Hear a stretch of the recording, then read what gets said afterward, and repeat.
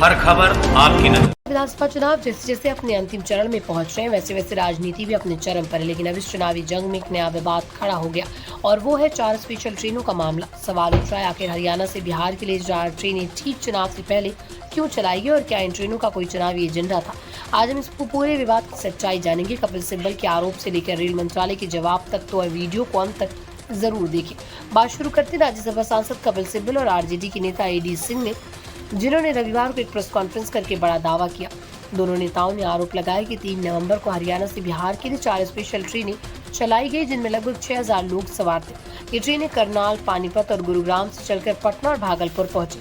सिब्बल ने सवाल उठाया कि जब चुनावी माहौल चरम पर है तब अचानक ये ट्रेनें क्यों चलाई गई। उन्होंने कहा कि रेलवे अधिकारियों को निर्देश दिया गया था कि कुछ ट्रेनों की व्यवस्था की जाए और बीजेपी की हरियाणा इकाई के प्रमुख मोहनलाल बडोली और बीजेपी महासचिव अर्चना गुप्ता से संपर्क किया जाए। सिब्बल का दावा है कि इन ट्रेनों का भुगतान बीजेपी द्वारा किया गया और उन्हें खास मकसद से बिहार भेजा गया। उन्होंने कहा, सवाल ये है कि क्या वोट देने वाले लोग सिर्फ हरियाणा में ही हैं या फिर इन्हें किसी खास उद्देश्य से चुनावी राज्य भेजा गया। यानी उनका संकेत साफ था, कहीं ये लोग बिहार चुनाव को प्रभावित करने के लिए तो नहीं भेजे गए। अब आते हैं सरकार और रेल मंत्रालय के पक्ष पर।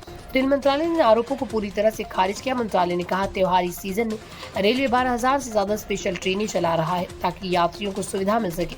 मंत्रालय ने यह भी स्पष्ट किया कि जब तक भी किसी स्टेशन पर भीड़ बढ़ती है तुरंत अनिर्धारित स्पेशल ट्रेनें चलाई जाती है और इसका किसी राजनीतिक उद्देश्य से कोई लेना देना नहीं। यानी मंत्रालय का कहना है ये तो सामान्य प्रक्रिया है, चुनाव से इसका कोई संबंध नहीं। लेकिन सवाल फिर वही, क्या ये ट्रेनें वाकई त्योहार के नाम पर चली या फिर किसी राजनीतिक रणनीति का हिस्सा थी? क्योंकि 6000 लोग चुनाव से ठीक पहले हरियाणा से बिहार पहुंचे तो विपक्ष को शक होना लाजमी है। कपिल सिब्बल ने तो यहाँ तक कहा कि चुनाव आयोग कुछ नहीं करेगा क्योंकि इनके चुनाव को कराने का तरीका ही संदिग्ध रहा है। अभी बयान न सिर्फ रेलवे बल्कि पूरी चुनावी माहौल में हलचल मचा रहा है। तो दोस्तों, ये था बिहार चुनाव से पहले चलाई गई 4 ट्रेनों का पूरा विवाद। एक तरफ कपिल सिब्बल और विपक्ष के आरोप, दूसरी तरफ रेलवे का सफाई भरा जवाब।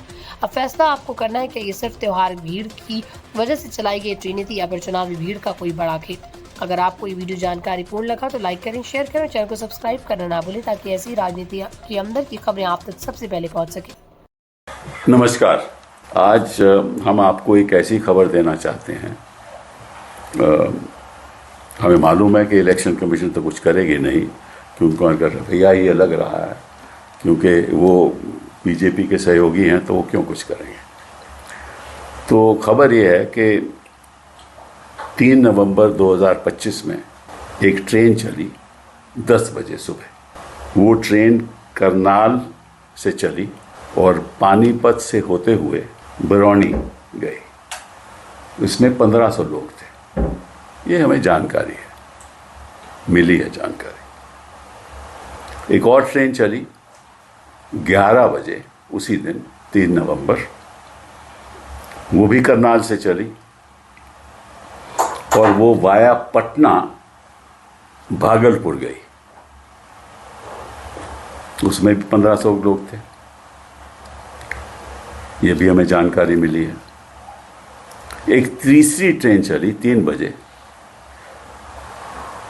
और एक चौथी ट्रेन चली वो भी 4 बजे, और दोनों वो ट्रेन 3 और 4 की गुरुग्राम से चली और पटना होती हुई भागलपुर गई।